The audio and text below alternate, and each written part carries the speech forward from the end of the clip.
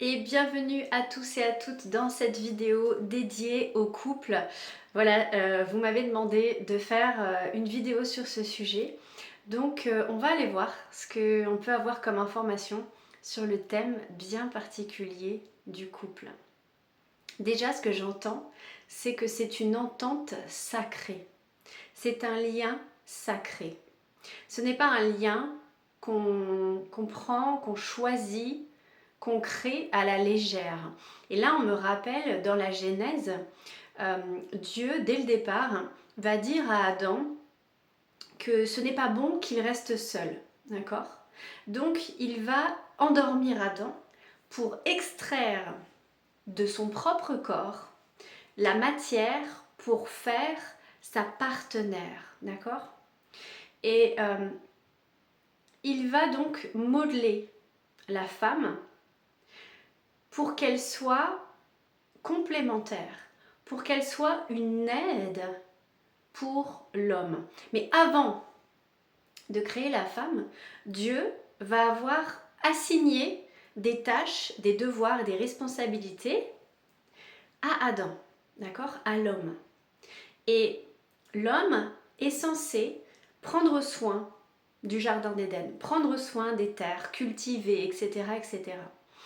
Et ensuite, il va lui créer une aide. Et on me rappelle cette vidéo que j'ai vue qui disait qu'en fait le terme employé en hébreu pour désigner l'aide, quand on parle de la femme dans la Bible pour la première fois, c'est le même terme, alors par contre je ne m'en souviens pas, mais c'est le même terme que Dieu emploie pour lui-même, pour désigner l'aide. Donc c'est quelque chose de sacré, d'accord? Le partenariat, le couple, c'est quelque chose de sacré. Et malheureusement, il a été désacralisé, il a été dévalorisé, il a été... on me montre vraiment,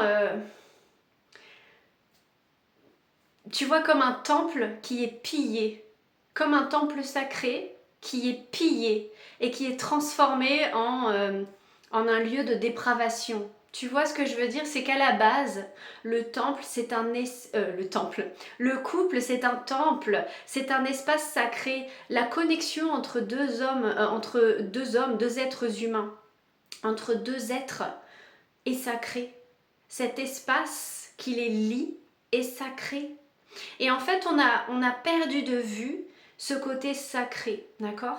On a été conditionné pour ça, attention, hein, la société nous a fait choisir des personnes sur des catalogues en ligne, comme si on choisissait le prochain pull qu'on allait s'acheter pour Noël. Tu vois ce que je veux dire? C'est une hérésie, j'ai envie de te dire.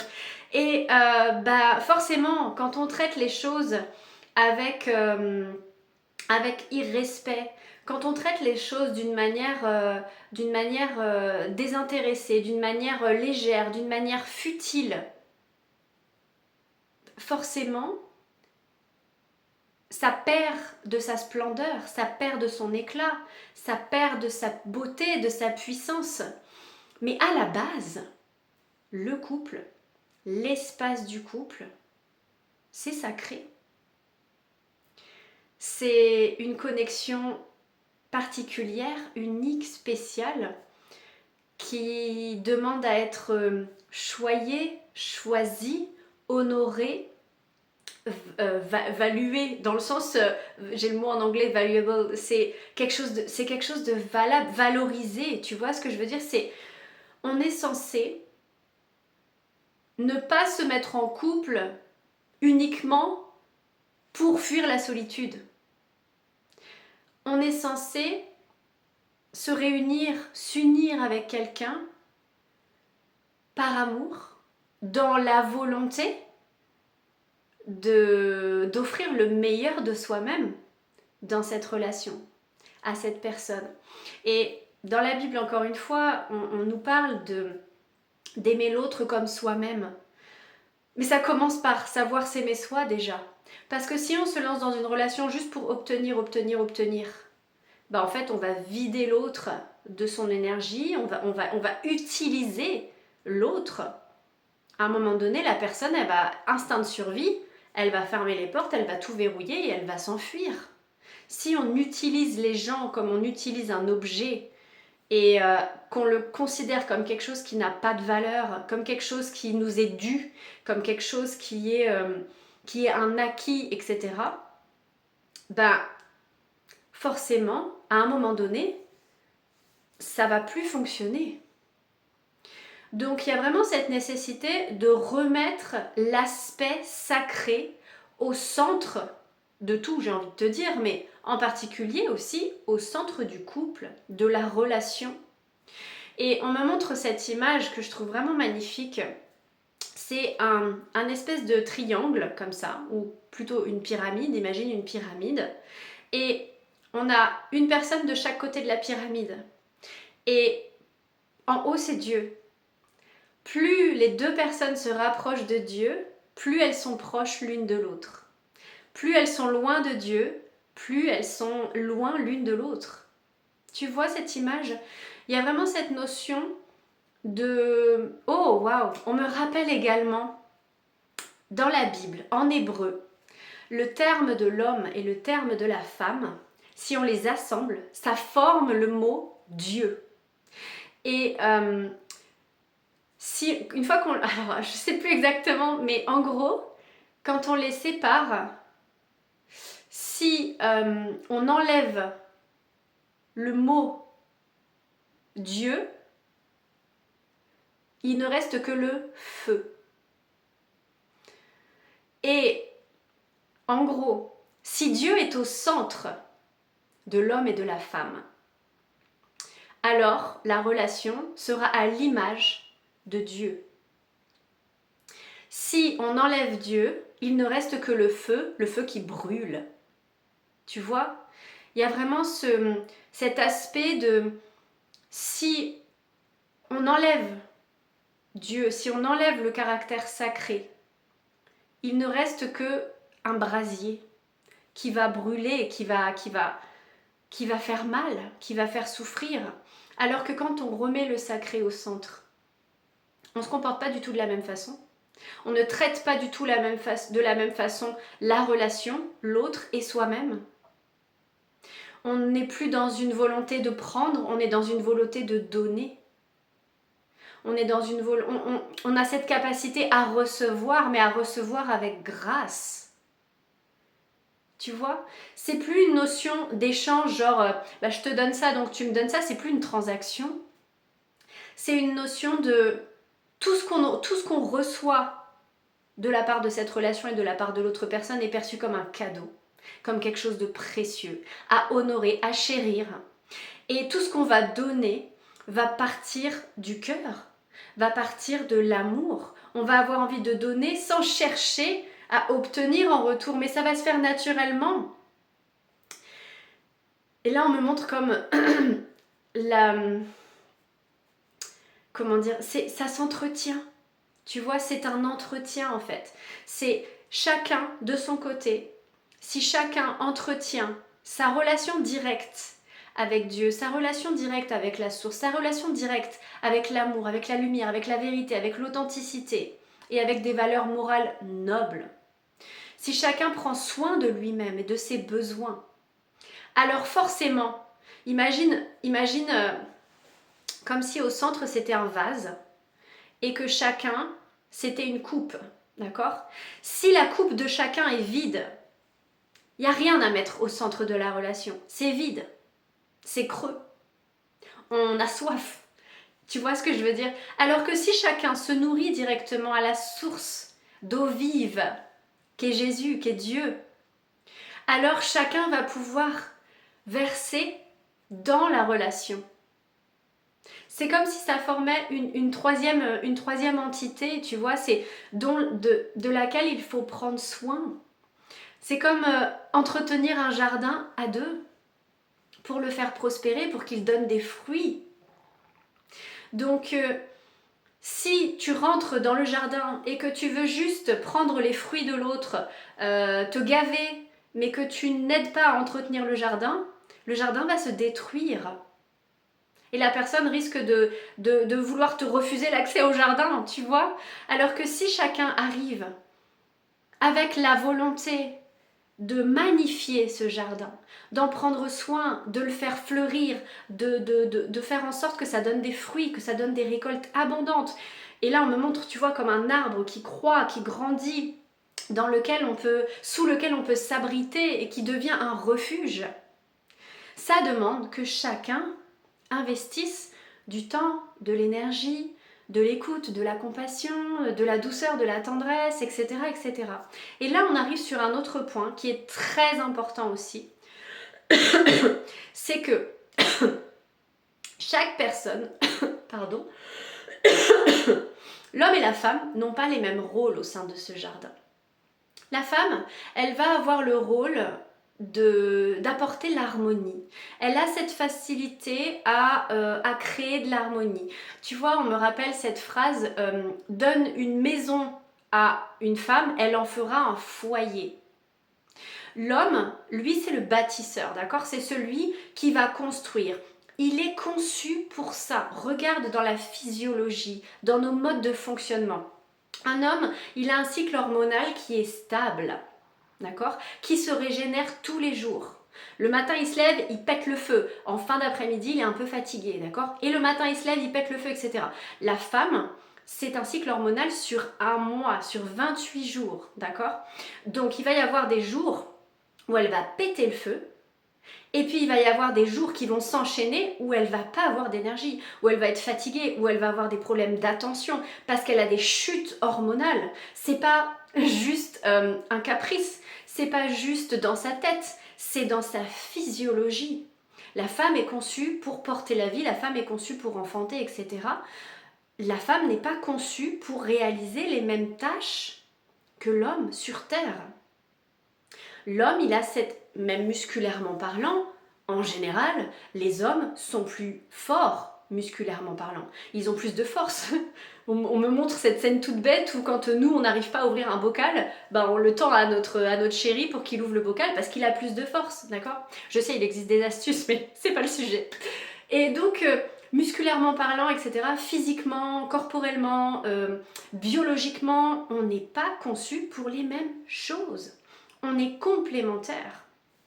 Et donc, c'est hyper important de prendre ça en considération dans la relation avec son ou sa partenaire. Ça ne veut pas dire de revenir à des temps archaïques où la femme n'a le droit de rien faire, où elle doit rester au foyer et faire la popote, le ménage, etc. En attendant, attendre d'une femme qu'elle ait les mêmes devoirs qu'un homme dans un travail qui est plus physique ou ce genre de choses, c'est une hérésie, d'accord? Bien sûr, il existe des exceptions, c'est pas le sujet. Mais les hommes, en plus naturellement, les hommes vont avoir des appétences, des attirances pour des choses en général plus physiques, d'accord? Ou plus, plus intellectuelles. Les femmes, elles vont, non pas que les femmes soient bêtes, hein, mais les femmes, elles ont cette tendance naturelle, en général, encore une fois, à être plus émotionnelles. Une femme, encore une fois, on me rappelle cet exemple, tu donnes une maison à une femme, bien sûr il y a des femmes qui construisent des maisons, mais majoritairement ce sont les hommes qui bâtissent la maison, c'est la femme qui le transforme en foyer, qui va y ramener l'harmonie, qui va y ramener la beauté, la douceur, la chaleur, d'accord? Qui va prendre soin de ses habitants par son écoute, sa compassion, etc., etc. Là, on me montre... c'est des scènes qui sont... Je suis d'accord, c'est très cliché, mais on me montre l'homme qui va à la guerre, et puis il revient blessé, et c'est l'infirmière qui va prendre soin des plaies. Tu vois ce que je veux dire? Et encore une fois, bien entendu, il ne s'agit pas de ranger les gens dans des cases, il s'agit de prendre en considération et d'avoir conscience de nos différences pour qu'elles soient justement appréciées et valorisées. Parce que On a besoin des qualités des hommes, mais on a aussi besoin des qualités des femmes. Et c'est ça qui va créer une harmonie et de la magie en fait. Donc c'est hyper important de prendre en considération nos différences, nos différentes appétences. Et plutôt que de prôner l'égalité à qui veut bien l'entendre, prôner l'équité.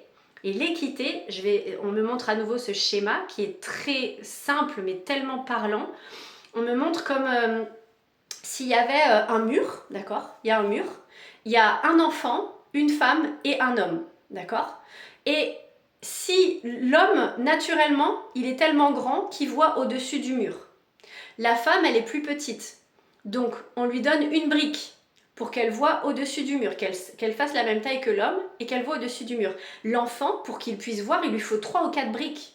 D'accord? Si on prenait l'égalité, on donnerait à chacun une brique, ou alors on n'en donnerait pas, parce que l'homme, il n'en a pas. Mais du coup, la femme et l'enfant seraient lésés, alors que l'homme n'en a pas besoin. Donc l'égalité, des fois, elle ne fait pas sens. L'égalité n'est pas forcément juste. Tandis que l'équité, justement, prend en considération les besoins et les paramètres de chacun pour apporter à chacun quelque chose dont il a besoin en fonction de ses besoins, de ses forces, de ses faiblesses, etc. Et c'est ça qui est juste. L'homme n'est pas lésé s'il n'a pas de briques, puisqu'il n'en a pas besoin. Tu comprends? Alors que la femme et l'enfant, s'ils n'ont pas de briques, ils sont lésés. Donc, l'équité est une des clés pour le bon fonctionnement et la bonne compréhension et la bonne harmonie au sein d'un couple. Et c'est hyper important, encore une fois, de ne pas rentrer dans une relation par dépit ou parce que « oh, quelqu'un m'a choisi » alors que cette personne ne te correspond pas, ou pour fuir la solitude, ou pour combler un manque, combler un vide. Parce que, du coup, tu ne rentres pas dans la relation dans des bonnes conditions. Et on m'a montré cette vision aussi tout à l'heure. C'est comme si toi, tu étais un figuier et que y a quelqu'un qui vient, qui se dit « oh, il est beau ce figuier, etc. » et qui commence à s'enticher de toi. Sauf qu'au fur et à mesure, il commence à se dire « ouais, mais en fait, moi j'aime bien les pommes. Tu veux pas être un peu plus comme une pomme, comme un pommier ?» Bah, désolé, mais je peux pas faire autre chose, je suis un figuier.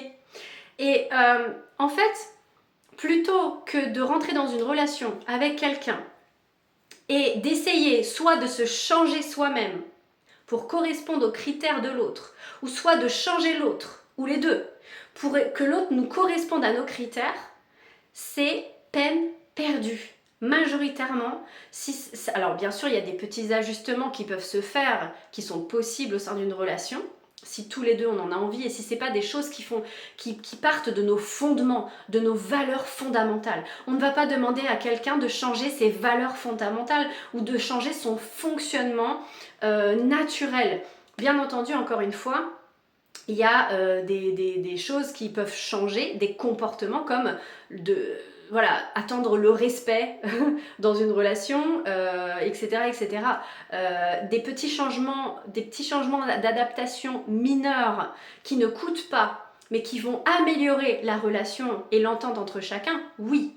Mais n'attends pas de ta part ou de la part de l'autre des changements majeurs dans son mode de fonctionnement, dans ses valeurs, dans sa vision, dans ses désirs profonds, dans ses rêves.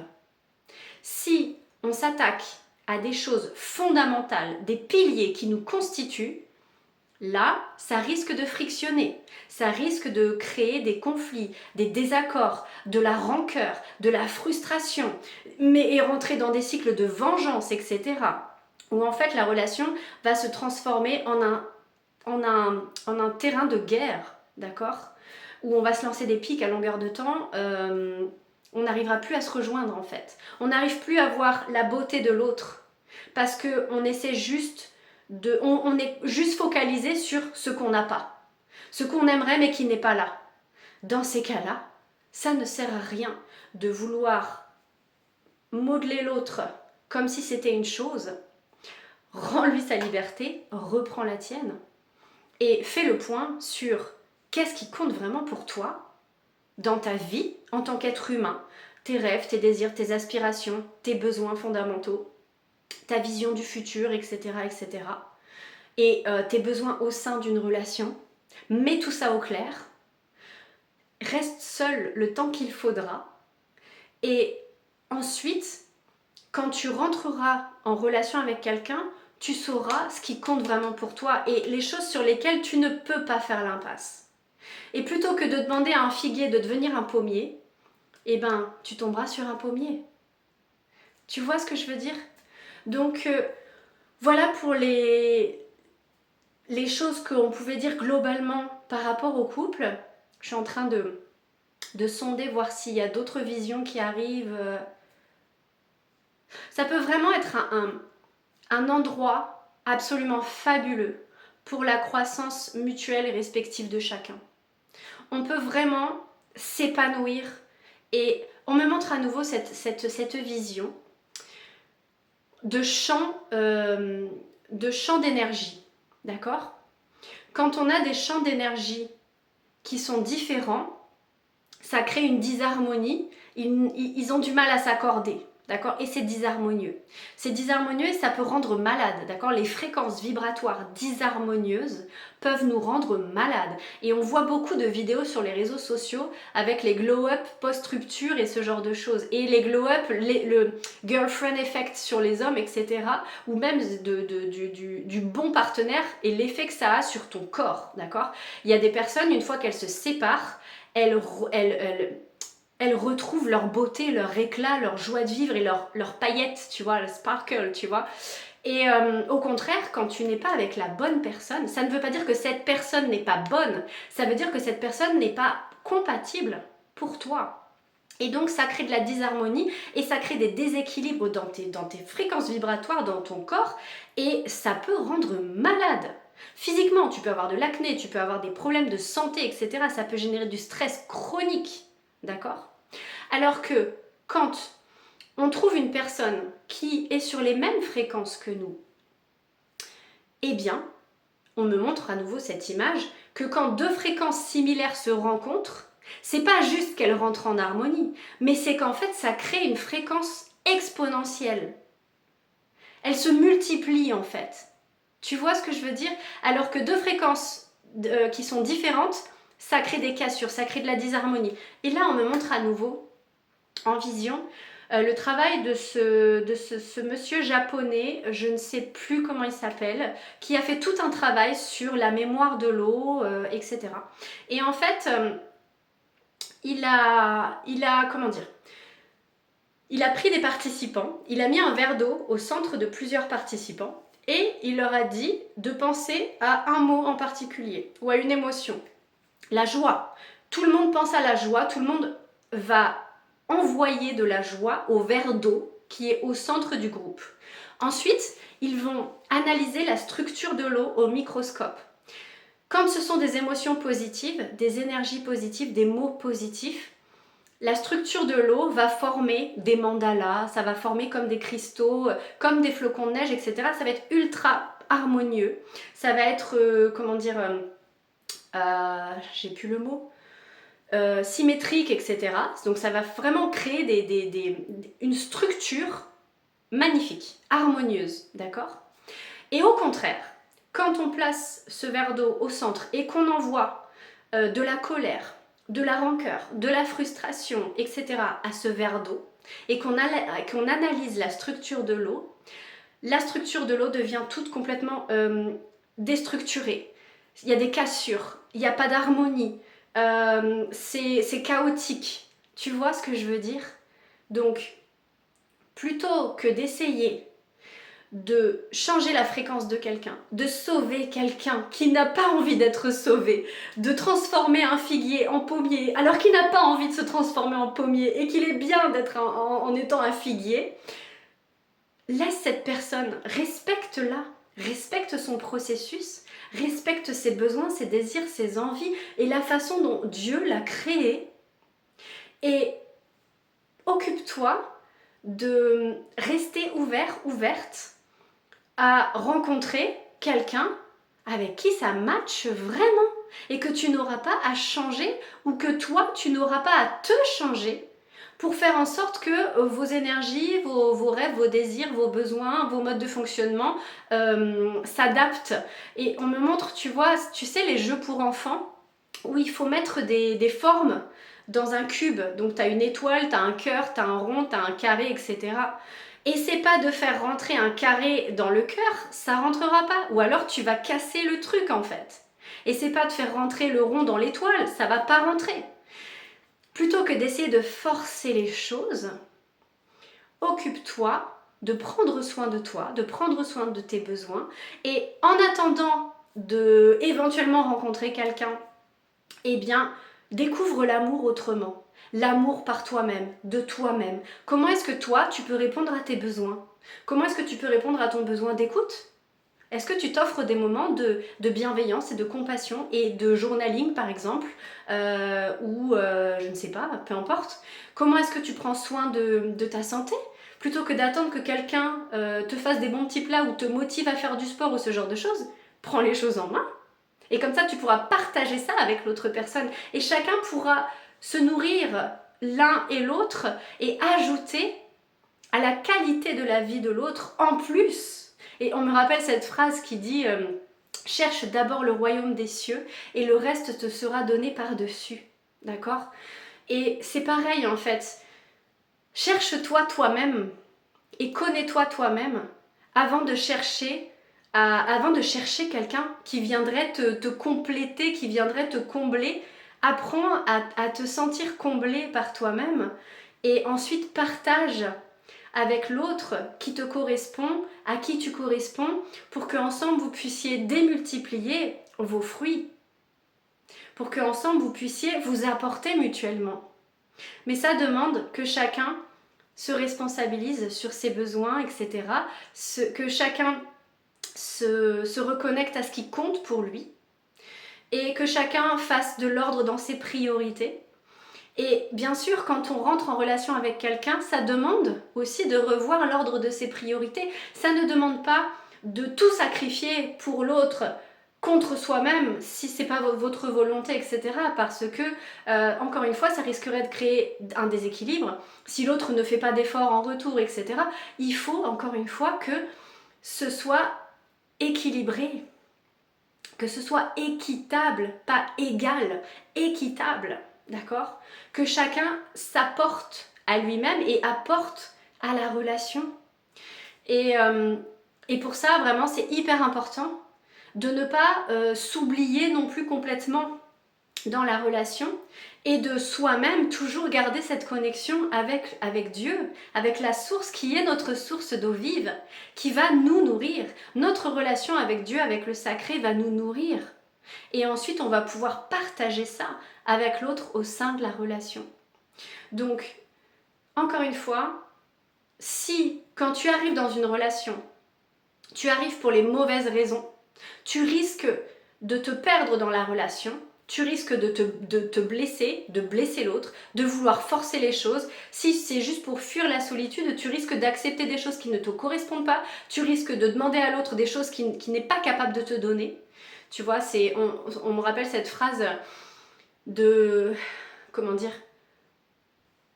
Tu vas pas pester contre un puits qui est à sec de ne pas te donner d'eau. Tu vas aller boire ailleurs. Tu vois? Donc, si tu es dans une relation qui ne te nourrit pas et que la personne te dévalorise, etc., mais que tu restes parce que tu préfères être dans cette situation que d'être tout seul, danger. Et encore une fois, plus tu vas te rapprocher de Dieu, plus tu vas y gagner sur tous les plans, de toute façon, de manière générale. Mais c'est important que chacun soit capable de se nourrir lui-même, de prendre soin de lui-même pour venir apporter à l'autre, tu vois, pour que ça crée des fruits, encore une fois, en abondance, etc.